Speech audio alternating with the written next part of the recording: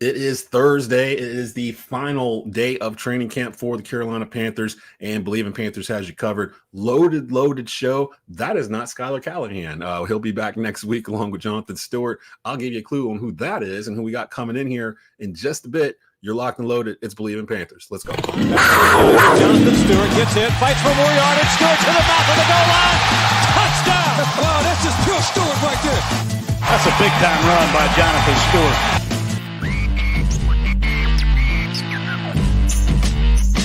Welcome to Bleav in Carolina Panthers here on Bleav Podcast Networks. Do you believe? Rate and subscribe the show on all major podcast platforms and subscribe to our social media channels on Instagram, Twitter, and YouTube. Video available weekly at youtube.com/@Tobacco Road Sports Radio. Do you believe?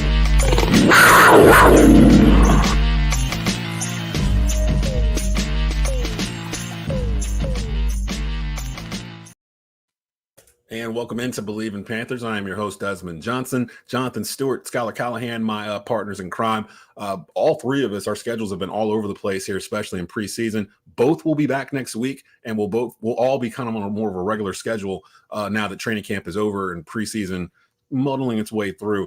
Joining me right now from the Carolina Cat Chronicles is Cody Lachney here, and we will have Kevin Avery from the four-man rush in as well. I figure we might as well do a Panthers content creator takeover this week. Both gentlemen were in the house at training camp. Cody, what's up, brother? What's going on, man? How was your summer? Desmond, man, it's football season, man. Happy to be back on a pod with you, discussing Carolina Panthers. Man, there's always something to talk about, seemingly. So, yeah, man, a big day today with the Jets in town and joint practices. I love it. I'm loving some of the stuff that we're hearing. I'm loving some of the footage that we're getting. Man, I'm happy football is back around, brother. I'm so glad that both of you guys were in the house for this as Kevin Avery makes his debut, or not debut, you were on last week, as he makes his appearance on Bleav in Panthers here with us. Let's get our cameras and everything situated here. Big Kev, what's going on, brother? How you doing tonight? Oh, wait, I don't think we can hear you. Like we got some issues with audio with Kev. I don't know if Kev, can you hear us? Okay, you might have to go out and go back in. Something's going on with your audio, so we'll get Kev situated straight. No, I think we got him. There we go. Kev? Technology. No. we'll get Kev in here in just a bit as he's working on the audio for his stuff there. I wanted to, before we get into it, and also New York Daily News beat writer Antwan Staley is going to stop by here in just a bit as well to talk about the Jets side of this, because I really want to get into this whole notion that the Jets are Super Bowl contenders, because I don't know if I completely buy it. Now, you guys actually saw them in action today. The Jets will be taking on the Panthers at Bank of America Stadium, 7 o'clock Saturday night in Charlotte, preseason game number 2. We'll start off with you, Cody. I always like to ask Skylar. We were doing a thing called Skylar's Takes, where he would basically tell us that, something he saw at practice that day that he might not have been anticipating when he first got there from a player or something, a scheme or whatever.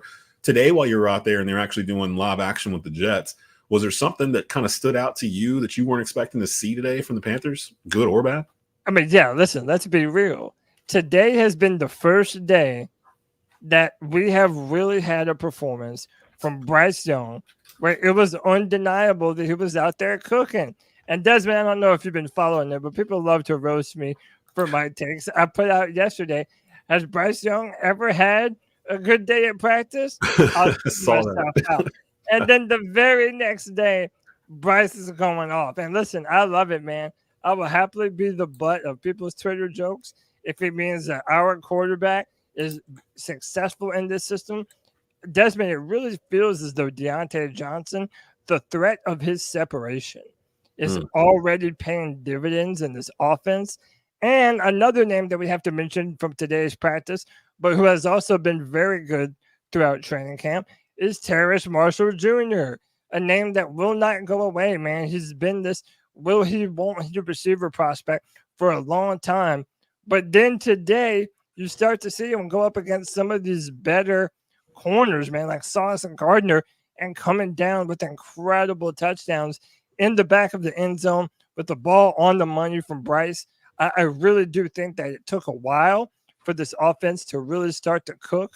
I know that Dan Canales made him run sprints after practice a couple of days ago. Yeah, it has not been good on offense until this point. So the fact that it's up against another team that isn't the Carolina Panthers, that makes me feel even better. And right now, I'm loving what this offense is starting to do. And by the way, my last statement on this is why I'm supportive of Canales not playing the starters in preseason football. There is no reason to risk putting your players out there to get hurt. Look what just happened to the rookie quarterback McCarthy up there, Minnesota. Minnesota, and he was, man, like, by all accounts, he was looking pretty good too. Yes, and now he's out for the year. He probably looked the best out of any of the rookies that played preseason football. So listen, man, I just don't want to risk our starters. I would rather start the season a little flatter and be better in November and December and know what kind of depth we have on the team. I'm loving what we're doing right now. Kev, I think you said you were at practice today as well, joint practices with Aaron Rodgers and the Jets. I'll give you the Skylar's take portion of this as well. Normally, Skylar gives us his take of what he saw at camp, good or bad, that he didn't expect to see when he first walked onto the field that day. Give me something you saw today that maybe you didn't expect to see from the Panthers, good or bad, during these joint practices with the Jets. Well, for me, one of the things I immediately noticed was, the guys just seem to have the type of mindset and attitude that we're not going to get pushed around. We're not going to get punked today. We're not going to, excuse my language, we're not going to put up with nobody's shit today. And the reason why I say that is, there was three scrums out there today. It was always when the Panthers faced the Jets defense. The first one was with TMJ. It was a fade route. It was on my side because I was on the VIP side of the section here. It was a fade route, and the DB that was guarding him was, I believe his name was DJ Reed. And he was holding him throughout the play, which the refs threw the flash, but, Terrence Marshall Jr. still mossed him. You know what I'm saying? And then after, getting up from mossing him, now TMJ, he did kind of, toss the ball towards DJ Reed's way, which he threw it back, and which led to the first little scrum. But then after that, I just like the energy of the team that was out there today. They seemed more focused. They seemed more aggressive. I like the technique that I'm starting to see with the offensive line slowly starting to gel. As you guys know, offensive line takes the longest to gel. So when you don't see things looking good immediately, I don't necessarily hit the panic button,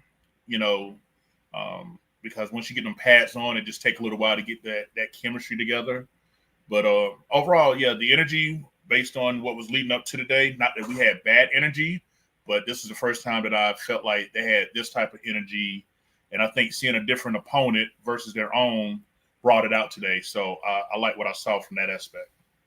Bleav in Panthers superfan Willie Smith says Canales as head coach is what the Panthers need. All the shade on players, although warranted, however, the biggest shade should have been on the last two head coaches. The problem has been coaching. I definitely agree with that, but for a variety of reasons. With last year's group, and the next question I'm going to ask regards contrasting from last year to this year's camps, because I think y'all are at both of them. I think last year the coaching staff was just disjointed from the very beginning, and we were all blind to it because we were so excited to not have Matt Rule that we just kind of talked ourselves into, this is the Avengers of coaching staffs. It's going to be great. They got all these different minds. Sometimes having too many cooks in the kitchen makes the meal bad. Maybe you don't need 18 cooks. Maybe you only need one, to kind of get it right. So we're trying that again. With Matt Rule, I don't know if necessarily it was coaching. I think the talent bottomed out in terms of the roster under Matt Rule. I went back to look at his drafts, and at the time we thought a lot of them were really good. A lot of those players aren't here. Like, a lot of those players did not last longer than a year or two with the Panthers. And I can't think of, let's see, DJ Moore was before Matt Rule. Brian Burns was before Matt Rule. Lou was a free. I can't think of anybody that Rule oversaw drafting. Chuba Hubbard, I guess. Is that the best draft pick? Well, didn't his wife was the one that recommended Chuba. Hey, by the way, I'm a Chuba fan. I'm excited. I think Chuba can do good things behind this line this year. That's part of the reason I'm not worried about our second round pick not being necessarily available. Right. You got him coming on the way. You can ease him in. So both you guys were there last year. Contrast for me, or is there a contrast from being there this year to last year in terms of the crowd, expectations from the crowd? Because I know conversations are going on throughout the whole day while y'all are watching this stuff.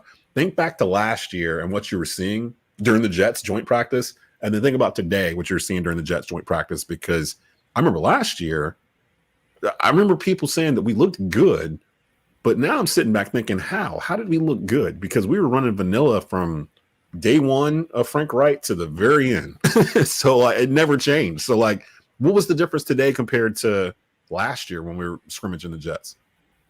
Well, I think early on, Terrace Marshall Jr. and DJ Chark were doing very well in training camp. So I think there were some explosive plays that did happen last year. Right. And we were like, okay, well, this is sort of indicative of the type of talent that we're going to be getting into the season. And it just did not turn out that way. I don't know who this offense was made for. I don't believe they made it in mind for Bryce Young. And I think now you're starting to see Dave Canales with the sole purpose, with him and Brad Enzik, forming an offense specifically around Bryce and what he does well. And, I think today was the first step in us feeling like, oh, yeah, Bryce can make all the deep throws, all the intermediate throws, a lot of things that people worried about with Bryce. Again, it's only in practice, it's, joint practices, but we are seeing him at least start to attempt to push the ball and feel more confident in not only his arm, but also the receivers to be open and ready to make that catch. To me, that seems to be the noticeable difference between then and now. As far as the fan turnout, I can't really say. I think there's an air of convenience with it being in Charlotte that maybe not everyone feels so pressed to get to training camp. But I don't know. Last year was my first year ever in Spartanburg, and my last, coincidentally. But I love the setup that they built here in Charlotte in a very, very short amount of time. I think it's been a great experience for the fans just in general. I actually planned to come down. I've been plotting with Skylar and Stu for me to come down during this last week, and we were going to try to do a podcast at Thomas Davis's bar and grill uptown Charlotte. We might still try to do that in season, but I had traffic court today. I had a doctor's appointment today, and all this other stuff. It's like, nah, there's no way for me to swing it. And then when I finally got done with everything, I realized, oh, today's the last day of training camp. This was it. So they're literally driving a couple blocks up the street to go back to their houses, and we're seeing the Jets on Saturday. Kev, what have you now? If y'all don't know, Kev represents the 4-Man Rush online. They are a collection of folks that basically look through game film, give you the inside scoop on what's going on in the trenches. If you're a film nut, the 4-Man Rush is for you. Definitely go and follow them on Twitter at 4-Man Rush. It's the number 4 OUR Man Rush. Cody is part of one of the longest running Carolina Panther podcast out there, the Carolina Cat Chronicles. Definitely follow the C3 crew. As I'm going through the comments here, it's literally a takeover in the comments box from C3. C3, baby, let's very go. loyal, dedicated fan base. So I had a feeling that they were going to come through today. So shout out to everybody that's joining us. Do me a favor, if you're watching this right now on YouTube, go to the YouTube channel Tobacco Road Sports Radio and subscribe. You'll get a little ding for whenever Bleav in Panthers comes on. We will be on normal time Tuesday mornings, 10:30 a.m. in season. So we tend to let everybody kind of get their stuff out over the weekend after the Panthers have done whatever they did on Sunday, and then we kind of bring in the rear on Tuesday mornings to kind of sum it up and get y'all ready to go. Kev, I wanted to talk a little bit about Bryce, and Cody touched on this a little bit in terms of him. You didn't necessarily say it, but from what you said, it sounds like he's more comfortable this year than last year. I can't imagine him being any more uncomfortable last year after all the stuff we learned about the coaching staff and everything else. And it feels like, looking back on it, it feels like there was some plays where Bryce didn't know where the ball was supposed to go, and that's not even his fault. It feels like the play just, whatever it was, it wasn't going to work. And then Bryce is kind of left on an island. And then I caught some strays last year because I was commenting on Bryce's footwork late in the year and got flamed for it on Twitter. Turns out I was right. His footwork was horrible. His footwork was garbage, and it was causing a lot of this stuff too. Do you guys both think that just a simple fix of fixing the offensive line has had a ripple effect across the entire offense? Well, for me, I think that, first of all, when it compared to last year, it was finally revealed in the offseason that every week that Frank Wright, Thomas Brown, and offensive line coach James Campen could not agree on the game plan for the week. It was like a civil war weekly because, if you go back to week one, we was practicing all of the training camp, certain, styles, shotgun. Then here we come week one Atlanta. Frank Wright want to switch it up to pistol. And we just looked horrible. You can just tell that we were just not in sync, and come to find out that this was a weekly struggle. So that's why for me last year, everybody gets a pass for me, good or bad, last year offensively, because if you're seeing the top three people on the staff not on the same page, how much confidence as a player are you going to feel about whatever they're calling, is going to work to perfection? That's just my perspective. But as far as like last year, as far as like what I'm seeing from this year with Bryce, as far as with the offensive line, main thing I was looking at today was Austin Corbett when I was out there, because, the word had got out, several bad snaps between him and Bryce in practice. I even made a few tweets about how we went this whole draft, didn't draft a true center. I think after the draft, we got the guy from Oklahoma who went undrafted. They've been, getting some reps for Brady Christensen at center and things of that nature. So I was really focused on the interior line. And again, with today, it seems like it's slowly starting to gel on the interior. Jets may have got a couple of pressures up the middle, but it wasn't nothing like how it was last year when we faced them. Complete opposite from that perspective. So now, is some of that because Quentin Williams wasn't out there today? Because I heard he did not play. And last year, I remember him bragging about having like 10 sacks or whatever during the practice or whatever when they saw us. Do you think some of that had to do with him not being out there? Because I want to be real with Panther fans because of last year. Because last year we buttered up everything. Was like, oh, this is great. This is great. And then we got to preseason game one and we're like, it's okay. It's preseason. Got to week one of the regular season. We're like, oh, it's week one. But by like week 3, we were all kind of starting to, this don't look right.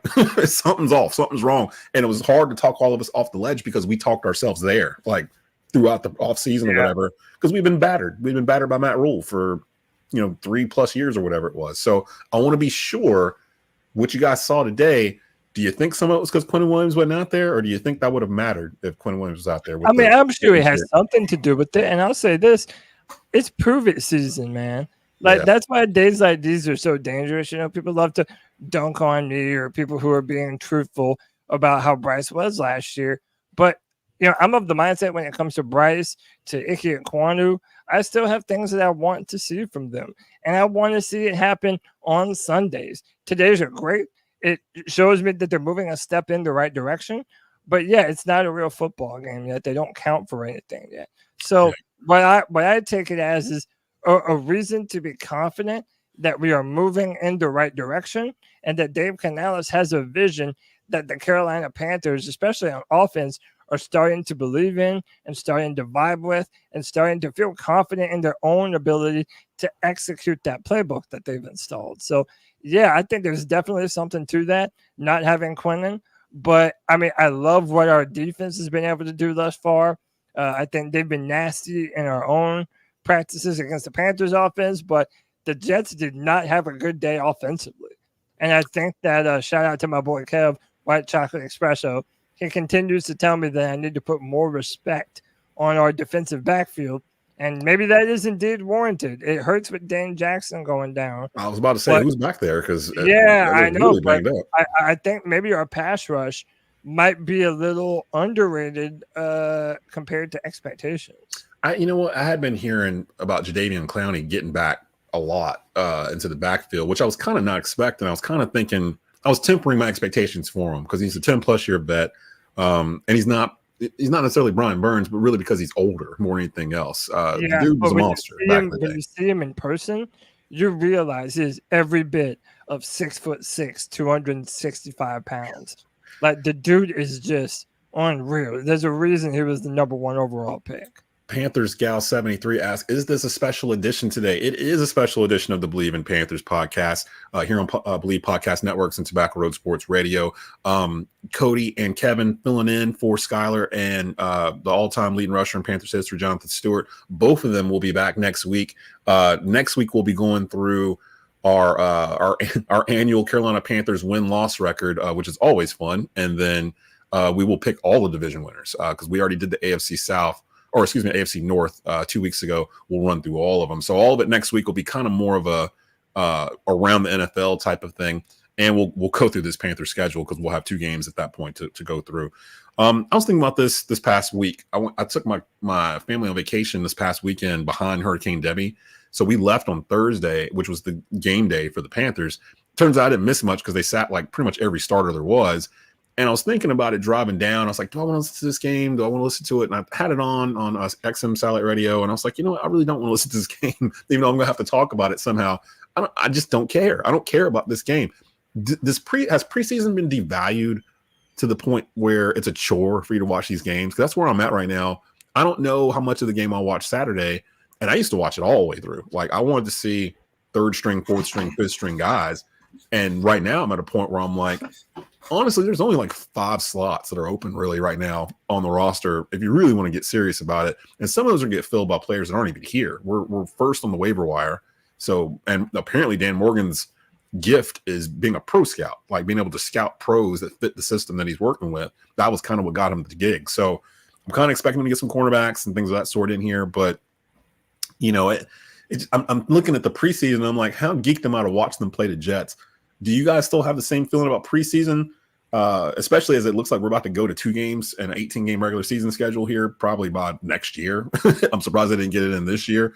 But what are your thoughts on preseason as a whole? Like, what is there to gain anymore from these preseason games? And would you play Bryce Young at all during this preseason? Go ahead, Kevin. Well, me personally, I'm still excited about the preseason because, again, I've always wanted to see what the depth looks like behind the starters. You know, because the truth of the matter is the injury bug shows no favoritism. And at any point in time, there's a very good chance that somebody that we saw during training camp is probably going to get called back because they're familiar with the playbook. We don't know who position. So I want to see when they get consistent reps, you know, how they do. I expect mistakes. I expect errors. So even though it was hard to watch last week, but I felt like that I kind of got a better pulse on what spots 23 through 53 potentially could look like after the original starters on both sides of the ball. So for me, because I'm just a film nut and just like to, you know, watch football, for me, it's still preseason, so I'm not like glorifying anything, but it's just good from a hey, let's see what the depth potentially could look like. And I just feel like we got a ways to go based on last week's performance. But again, what I saw today encouraged me because a lot of depth players stepped up today. I just thought about it as I asked that question. I'm like, I have Cody and Kevin on this week. Like, of course they're going to love preseason. This is what they do. This is this is their thing. Like this, you know. So I don't even know why I asked the question. But Cody, are you bored with preseason? And how much of that game did you actually watch Thursday night? Well, I watched all the game, but I also understand the purpose. I understand the purpose that it serves, and that ultimately you're supposed to build up your depth. You're supposed to see what you have on the team, and you're letting all those guys that are on the bubble get every bit of film for these coaches to evaluate and for other teams to evaluate that might end up picking them up later. I would never play starters. And Desmond, I hate this notion, especially that has been going around that, oh, you have to play Bryce. You have to play him in the season. He didn't earn it last year. He didn't, like, what is anyone expecting Bryce Young or any other starter on this team for that matter? What are you expecting them to go out there and earn in preseason football, running a vanilla offense, and then it doesn't look good, and then everybody panics, and then we're doing this, oh, it's just preseason, don't worry, and then you start to worry, oh, well, is it just preseason, or do we really look that bad? There's all this, like, unwarranted anxiety that comes along with it, and you're hoping that your starters don't get hurt. Listen, man, the Rams won a Super Bowl in 2020 and didn't play not a one preseason football game. In fact, that organization for years has not played their starters in the preseason, and they still come out strong.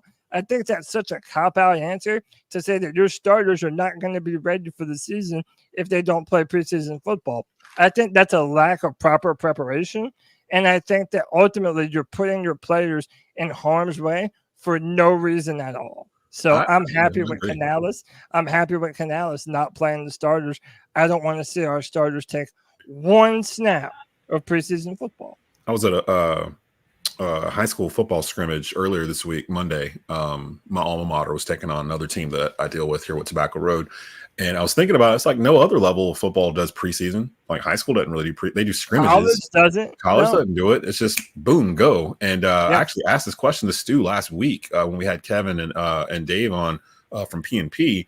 I straight up asked him, it's like, did you feel like you needed preseason reps? Did you need it to get in the groove or whatever? And he was like, that's a great question. No.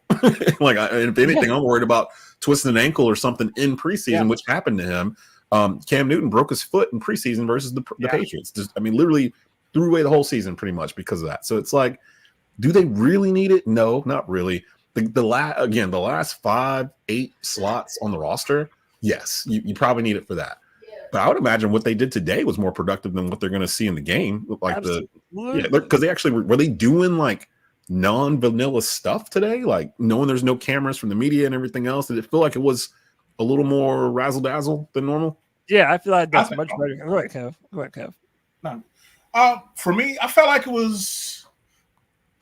I guess because I don't know if you want to say razzle dazzle because we're just now figuring out what type of playbook Canales has run. Me personally, I've been on Twitter talking about how I love the run design. I'm seeing more motion now on our offense than I ever did in all 2023. Like, we're because that was one of the biggest things about Frank Reich is that our offense had very little motion, was very predictable about who's getting the ball based on what formation, what personnel was out there. Now it's not not that predictable. But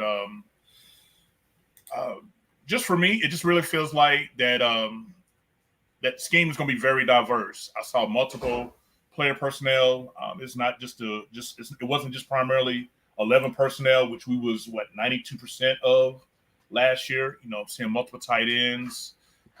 Still, I see my favorite 21 personnel with a fullback, but I guess that's just a old school holdover right there. That might be too old school for Dave Canales. I don't know. It definitely feels like it's this offense seems definitely more versatile with its not only play design but with its personnel groupings.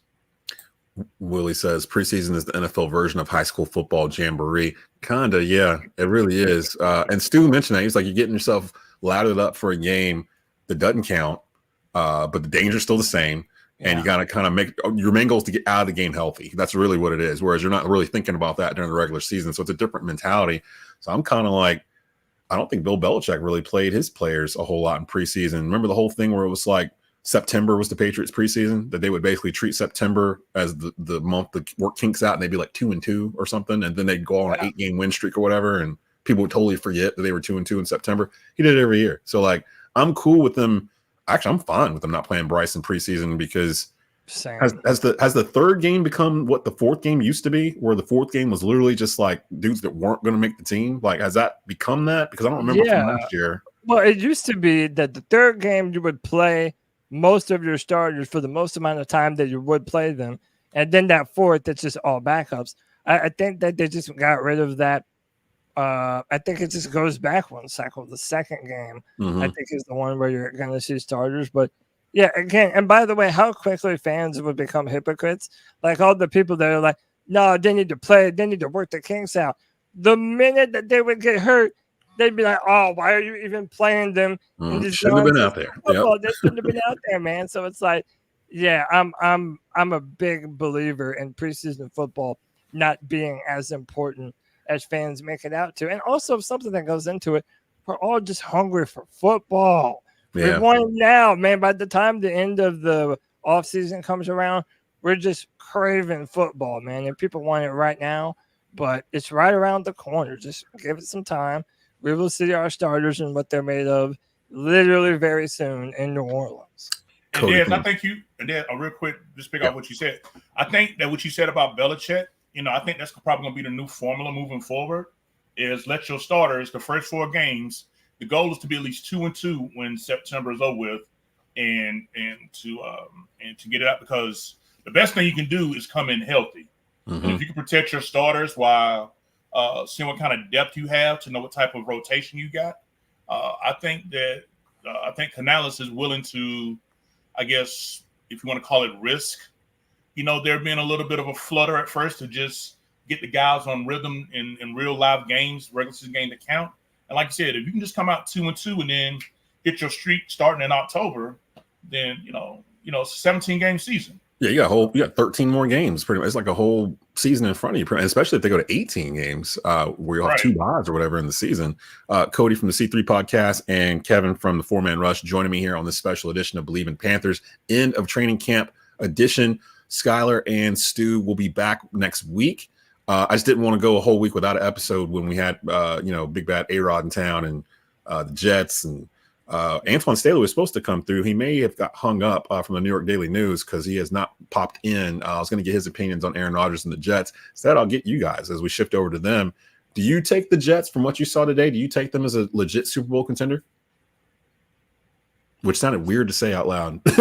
Well, I mean, again, so I don't want to be a hypocrite in that it is early. And that if the Panthers had a bad day today, even though we've been the bottom of the league, there would also be these fans that are like, hey, it's still training camp. We're still working things out.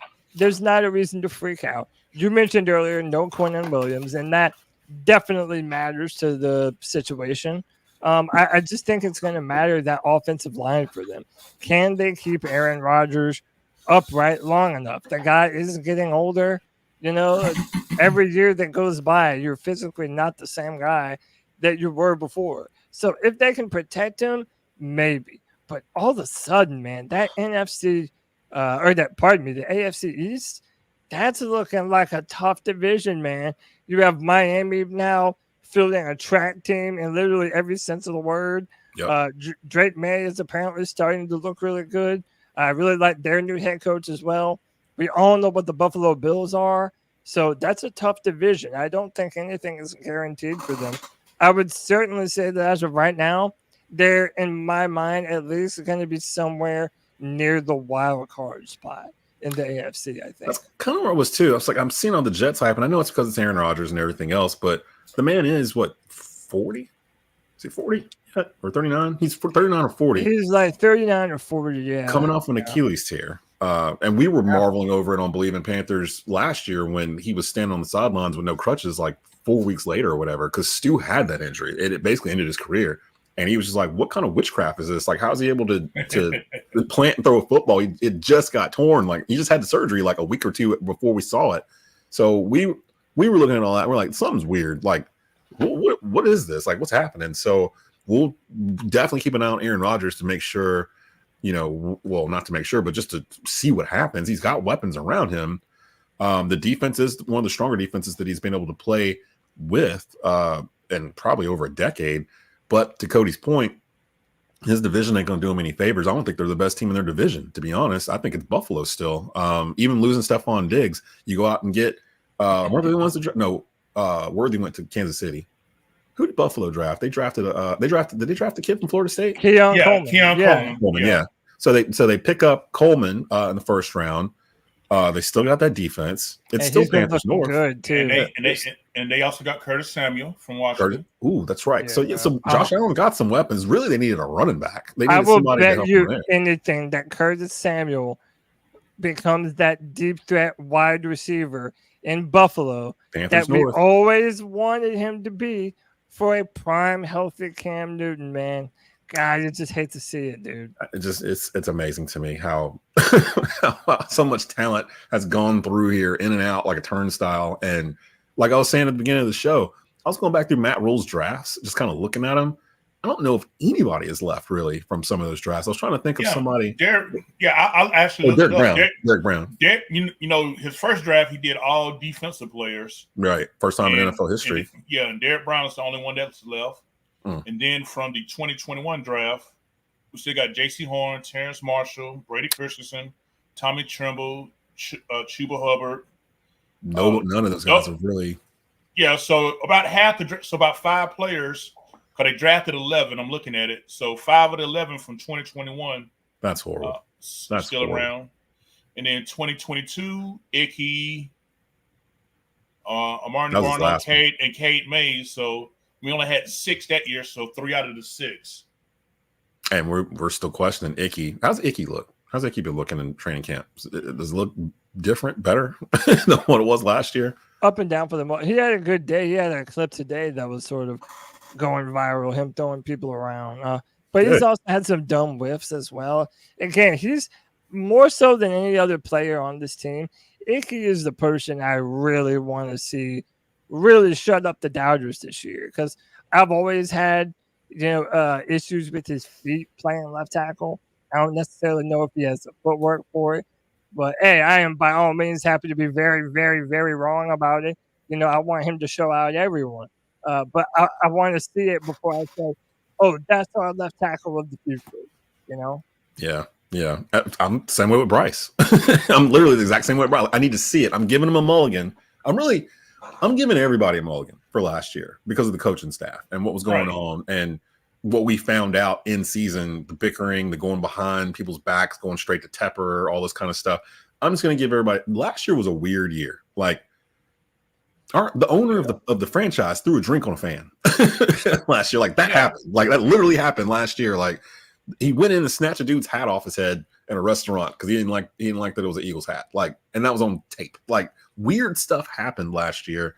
And I think it's made it where we're all skeptical. We're all skeptical about what this is we're seeing because for all intents and purposes, it feels like the Panthers are finally doing stuff the correct way. Like, they're building a team the way you want to build it. They're building it from the inside out, offensive line, defensive line. Those are 2 top priorities in free agency and the offseason, and get Bryce weapons. Like, he's the number 1 draft pick. We gave up the farm for him. Let's not just throw our hands up and say we don't know what to do with him because the guys over here before us didn't know what to do with him. Let's use him. Every single team would have drafted him number 1 if they were number 1 last year. So let's use that. Let's put stuff around him. Let's build a line. Let's build a run game. Let's actually run the ball. When we say we're going to run the ball like they did last year and they didn't, let's actually run the ball. Let's run the ball 30 times, 35, 40 times. Let's be that mauling team to keep our defense fresh so our defense can do what Carolina Panthers defenses do. Like, it's always been like this in the 29-year history of the Carolina Panthers. Run the ball, stop the run. Like, I've always said that. It don't matter what level of football you're playing.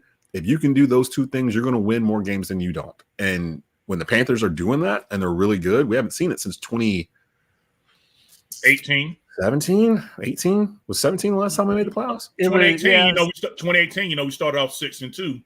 Yeah. Oh, and then that Pittsburgh game. That's when the TJ Watt we got blasted by Pittsburgh. TJ Watt hit on Cam, and that was really the beginning of the fall of the franchise.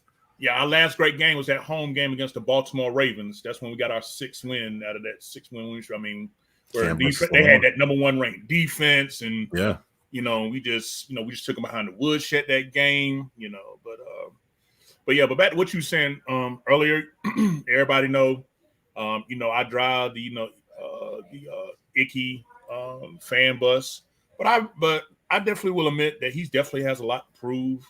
I definitely, when I look at the film, what's frustrating is that the issues that's causing him to struggle are so fixable. I was really hoping that his offseason was going to be spent with Hall of Fame Willie Anderson. I was tagging him, so he reached out to us at the Forum. I was like, look, give me Icky's information. I'll reach out. I see greatness in him. I can get him there if he would just, reach out to me. And I was like, wow, so now whether he did or not, can't say because there was no film. There was no mentioning of, he worked out with him, but he's like, I can get him where he needs to be, just have him reach out to me or whatever. So, it is what it is. But like I said, what made him look so solid his rookie year was the fact that, like you said, Des, under, Ben McAdoo, right? No, not Ben McAdoo, but under Steve Wilkes. We was running the ball 30, 40 times a game. And the other team knew we were going to run the ball. It was an identity. We knew we were going to run the ball. Yeah, that physical style is what stick too. And I think the fact that Kay Canales not only said tailor this offense for Bryce Young, but he also said tailor to fit the strengths of Aquanu as well.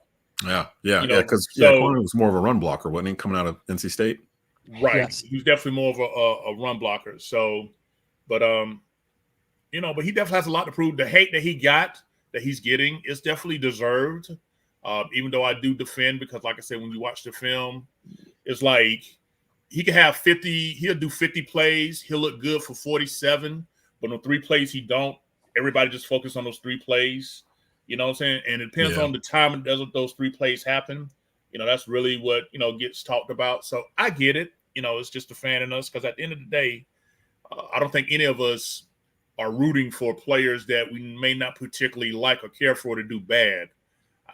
I've seen it on some. Des, you probably saw that post I made in the group about it, in Mainland, but about fans wishing certain players on the team do bad just so they can say, "I told you so." Where they do that at? That's a weird. That's a weird flex for me online. And y'all are new to Bleav in Panthers in terms of being on the panel. But I wasn't going to even do this, but I'm gonna tell you why we mad.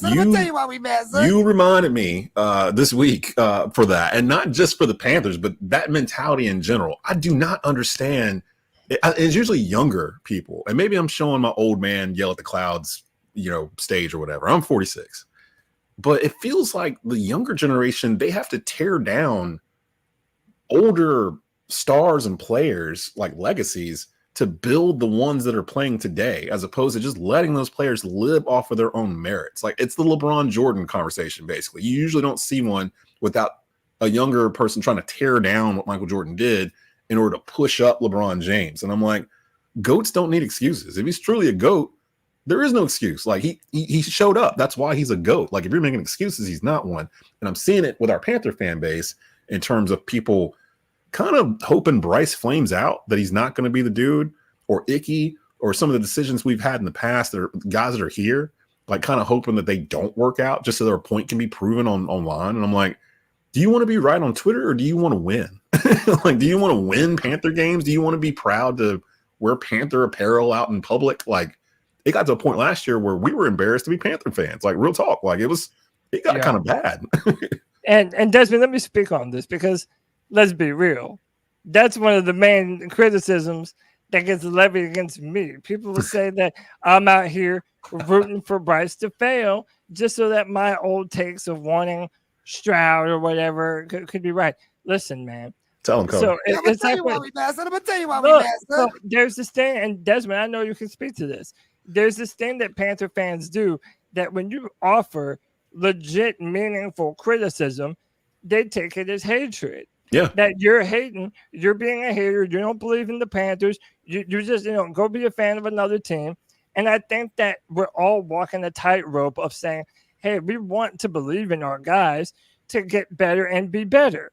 At the same time, we haven't been anything since early 2018. And every year we have all these high expectations of what we're going to do and who we're going to be, just to flame and fizzle out. So it's like, I think we have to be more, everyone has to be a little bit more careful about the things they're saying and why they're saying them.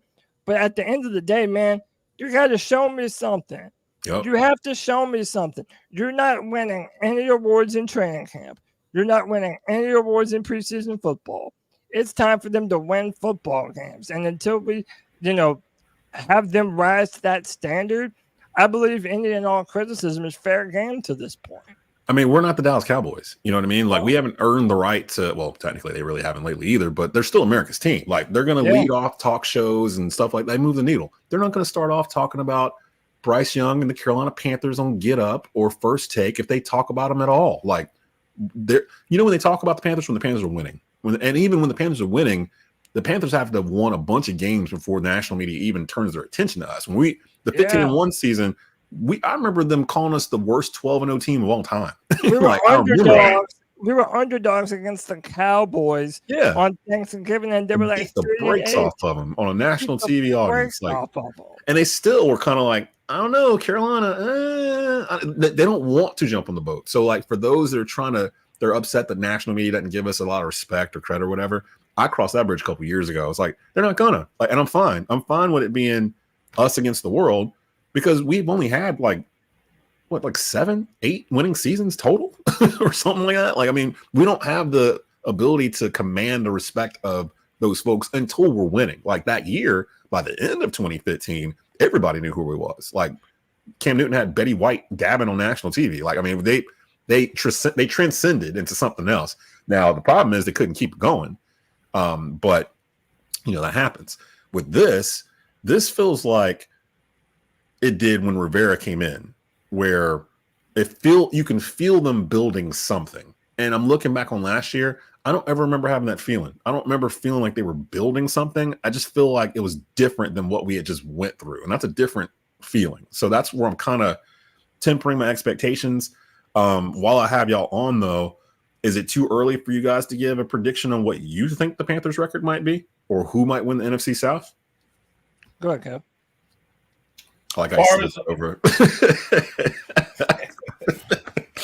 It's like, oh yeah, that's what you do. Yeah. What you think, Kev? Too early for a prediction, but I think especially with the addition they got today, I'm gonna go ahead and say that the Atlanta Falcons should be heavy favorites to win the NFC South. They traded for John after losing Trice. Then they was able to sign Justin Simmons at the safety spot, pair him with Bates from last year. So now they got pass rush. Now they got coverage on the back end. They've been drafting skill position players on offense the past couple of drafts. So Robinson and one of the better lines. They all in on Kirk Cousins. Talking about he invited to the cookouts. They got gold in his mouth in Atlanta now. So they're putting all their faith in Kirk Cousins, and it's to be seen. So I want to see how they handle the heavyweight expectations. So I think as far as predictions, I think it's going to be Falcons, Bucks, us, and the Saints. As far as the division, as far as the record goes, let me see what our final 53-man roster look like, and that's usually when I give my that's usually when I give my predictions. And again, for those that are just popping in, it's a special edition of Bleav in Panthers. Skylar and Stu, we just couldn't get our stuff together to get on this week together, but I didn't want a whole week to go by without us having an episode in with training camp for week 2 of preseason. They're taking on the Jets. The Jets were in Charlotte. So I was like, let me go find some Panther content creators and bring them on and spotlight their brands this week. So I went and grabbed Cody from Carolina Cat Chronicles and Kevin Avery from the 4-Man Rush. Go follow them on Twitter. I know C3 does a free-for-all Friday every Friday where the fans can jump in and participate actually in the podcast. They do other stuff throughout the week. So they're definitely all over the place for Panther content. And again, the 4-Man Rush. I think somebody asked earlier on in the comments what happened to Monty. That's a different show. That's not the show. You're thinking of Embrace Debate, and that's on the Keep Pounding Podcast Network. You can go follow that there. Me and Cody were talking earlier today. We're probably going to start season 2 next week and go from there. And Monty will be in a rotation of folks we're going to bring in this year of Panther content creators, including Kevin Avery right here on the screen, where that one's more debate style, where I'm kind of playing the role of Molly Kiram, and I'm giving questions out to the panel regarding Panthers. So definitely check for that. You can watch all of that on the Tobacco Road Sports Radio YouTube channel. So keep an eye out for that. I think we were saying Thursdays, maybe, Cody. We might be doing Thursday nights. Yeah, Thursday seems to be the go-to night. And that'll be live. And you can participate in that while we're doing it. You can actually throw questions into the room like a dead fish. You can throw it in there and walk away and see what we say. And that happens a lot. So definitely check that out. I think they'll be back next Thursday. Bleav in Panthers will be back on our regular schedule on Tuesday mornings. So it'll be there for you when you get in. So what did you think? I'm going to let you slide, Cody. What do you think about so listen, I just don't have it in me to ever say that the Atlanta Falcons are going to be number 1. Yeah, that felt weird. They're hoodwinked, bro. Like they may be great on paper, but the Falcons are going to Falcon, man. And that's just the way it is. I still think in order to beat the champ, you got to beat the champ. So I'm still going to Tampa Bay. I actually think that the connection between Baker and Mike Evans is probably one of the best in the NFL. It was looking really good last year. And I really think that team is going to continue to find ways to win. Then, yeah, it's just so hard, man, to say that, man, because I really, like I've said this before, I don't think on paper that the New Orleans Saints are like head and shoulders better than us. I really don't. I really don't either. I think they've aged out. Yeah.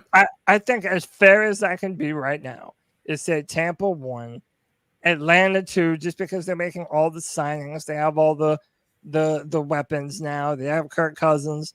Then I'll go Carolina, and then I'll go New Orleans. So we're all picking. I'm picking New Orleans to finish last in the division too. Although, fun fact, I didn't know this till today. I was listening to sports talk radio here in the area, up here in the Triad. Do you guys realize that only the Saints and the Bucks have won the division since 2018? Yeah, that doesn't surprise me at all, man. Falcons won 2016, went to the Super Bowl. We won 2015, went to the Super Bowl, and then after that, it's been Saints Bucks all the way through, and the Bucks have won it the past 2 years. I'll give my predictions with Skylar and Stu next week for all the divisions, including the NFC South. But I will say this: it feels like Atlanta's going for it, don't it? It feels like they're kind of going for it with these moves they've made. I mean, now's the time, because I don't expect Michael Penix Jr. to play like this year. Like that was a long-term investment type thing, or in case something happens with Kirk Cousins. Like he looked good though, man. I know it's only 2. And by the way, man, like I have no problem telling people I was a big fan of Penix throughout the entire draft process. Me too. I was too. Good, man. My nightmare is that Penix ends up becoming the dude in Atlanta. God, that would just be. He kind of reminds me of Tua a little bit, don't he? A little bit, because he can't really run. That lefty magic. Yeah, he's left-handed. He can't really. He's not as mobile.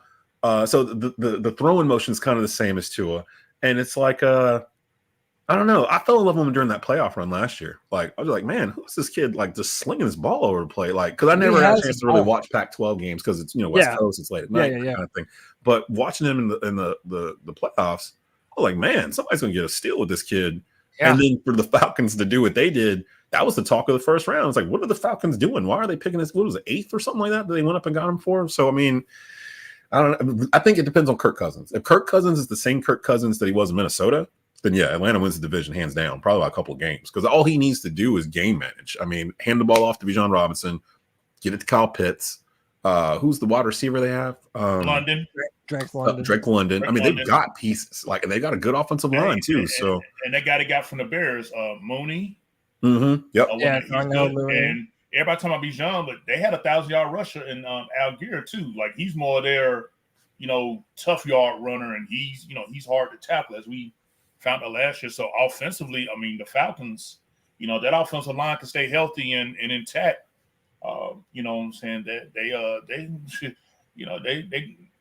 don't be surprised if they're not 12-5 or anything like that. Well, that was my thing. There's always a team every year that takes the leap that was like, losing record the year before, maybe a couple years before, then all of a sudden, boom, like they finally get it and they rattle off 9, 10, 11 wins. Last year, maybe it was Detroit was probably in that space because now they've got a lot of people looking at them. Their division ain't exactly easy either. Green Bay is in that division. It might have got a little bit easier with Minnesota with J.J. McCarthy getting injured and missing the season. But Justin Jefferson almost seems quarterback proof at this point. Like you can put anybody out there and he's going to catch 100 catches, it feels like. So we'll keep an eye on Minnesota. And then there's Chicago, where I think people are thinking in their head that they're really bad because they picked first. No, that was us. We're really bad. They picked our pick. That's how they got Caleb Williams. But look at all the stuff they have around him and the defense. And they won 7 games last year, didn't they? So the Bears, as weird as it sounds, they could be this year's Houston Texans. To me, it depends on their line. I mean, one thing that's held the Bears back is their trench work. Now, defensive line, they're pretty decent. They're pretty solid. But that offensive line, to me, like I said, being a trench guy, they got a couple of nice pieces, but as a unit, they haven't put it together in years, man. So, because of the talent, they got DJ Moore, Kmet, they got that wide receiver from Washington. Oh, Rome Odunze. Yeah, Rome Odunze. So, it's going to be some highlight plays, but this is a long season. And once the NFL get some tape on you and have a whole off season to prepare, they're going to be able to make some adjustments. That's why I wouldn't be surprised if C.J. Stroud doesn't, have a little bit of struggle this year because, now that we got the film. Plus, no. I mean, like I say, the NFL is always about adjustments. And they're going to be playing a first place schedule, right? Didn't they win the division? So they're going to play a first place schedule this year. So I mean, it's people don't really think about coming to dinner. That's I just think. Go ahead. I was just going to say that was another thing too, where people don't use this. I'm gonna tell you why we mad. When they're predicting records for the next year, they're looking at the year from the year before. Those teams aren't the same. Nobody's roster is the same. I've never understood this when they rank schedule, like strength of schedule or whatever. Nobody's team is the same team as it was the year before. So how are you ranking schedule when some of these teams, a quarter of the roster is completely different? Some of them, the whole thing has been wiped out. But you're going off into being 5-12 last year or 12-5 last year or whatever. Like the only team that didn't really change anything was Dallas. Like Dallas is like the only team I can think of where I think they signed a kicker and they re-signed Zeke. That's pretty much. They didn't really do anything else. Now they don't want to. Now they don't want to pay CeeDee Lamb. And Lamb they don't want to pay Dak. Don't want to pay Parsons. Yeah. Who would you pay first? Parsons. Yeah. Well, I understand Dak and CeeDee being what makes that offense go, but to me, Parsons is already one of the best defensive players in all the NFL. I did before we got too far away from it though. This is why I've said, and I've caught flack for this, I think this is such an incredibly important year for Bryce Young. Mm-hmm. Because not only is Bryce compared to all of the quarterbacks that were in that same draft class, but that Caleb Williams to DJ Moore, that could have been here in Carolina. That was our number one pick that the Bears used to go up and get him. So not only is he being compared against Stroud and Richardson and Levis, but now literally every quarterback that was drafted in this year's class. Yeah. And you add on top of that him being one of the smaller quarterbacks, not the biggest arm talent. You traded players to get up there and go and get them. I think that this year is an incredibly important year for Bryce to really show some signs of life. Well, it won't be any excuses this year because the stuff that was hampering him last year, it feels like they've taken large steps to fix in terms of I love how the very first two moves they made were the two guards they signed, Damian Lewis and Robert Hunt, to just to kind of solidify the interior of the offensive line. Drew Brees in New Orleans, all those years that he was there being an all-star, top 5 quarterback, everything else, the interior of the offensive line for the Saints was one of the best in football. Like the majority of the time he was there. So that's how you kind of protect a smaller size quarterback. I like how Dave Canales and Dan Morgan kind of recognized that. And it does sound like a little bit where maybe there were times last year where Dan Morgan might have been like, hey, I want this player, I want that player, and got overruled. Or Scott Fitterer was like, I want this player or that player. And Dan Morgan's like, and then Fitterer goes out and gets him anyway. I so badly wish I could have been a fly on the wall in those discussions last year. And just hearing who vouched for who. Yeah. Because some of the dudes, it feels like some of the bottom roster guys, like especially guys we had to bring in last year with injuries and stuff like that. It feels like those are Dan Morgan guys because they, looking back on it, they seamlessly fit into our system. And then hearing after the fact that that's kind of Dan Morgan's thing, finding guys that are already pros that he can kind of push in and out, not like name brand guys, but guys that are going to get the work done. So I'm very curious with, especially being number 1 on the waiver wire, what Dan brings in after all these cuts after game 3 of the preseason, because I feel like that's what they're waiting on. I think that's why they haven't signed Stephon Gilmore. Because he hasn't signed anybody, correct? He's still out there? He's still out there floating, especially after Dan Jackson goes down. Oh, I was expecting a signing, and Dan Morgan has said audibly out his mouth that they intend to use their positioning in that waiver wire. So do you want him to sign Stephon Gilmore at this point? I mean, at this point, you're almost kind of, you have to. I mean, what do you have to lose? I mean, I know he's on the older side. He was just here, a year and a half ago and played well, played very well. Matter of fact, he's not defensive player of the year status anymore, but he's definitely a serviceable cornerback, a starting quarterback in this league, in my opinion. So he played well last year. Yeah. Like so, last year, he was I'm surprised the Cowboys aren't bringing him back. Like, what are the Cowboys doing? Like, I don't understand what they're doing. Like, so anyway, anything else before we get out of here today? Because I wanted to keep it at an hour.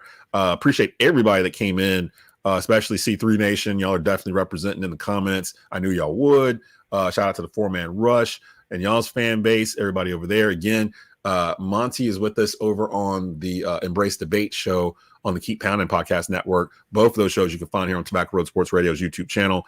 That is on the that's on the Fans First Sports Network for audio, and that may be back next week. We actually need to track Monty down. He's a hard guy to track down sometimes. So let me let me try to track him down, see what's popping. I'd already told Kevin I wanted to put him in the rotation for that show anyway. So we'll today was kind of a test run for that a little bit, but that show's a little bit spicier.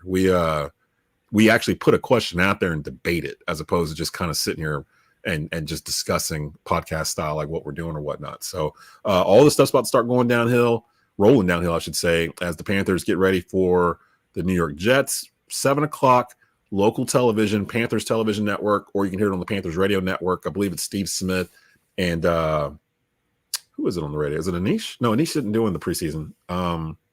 It's somebody else that's doing it with Steve Smith on the radio broadcast.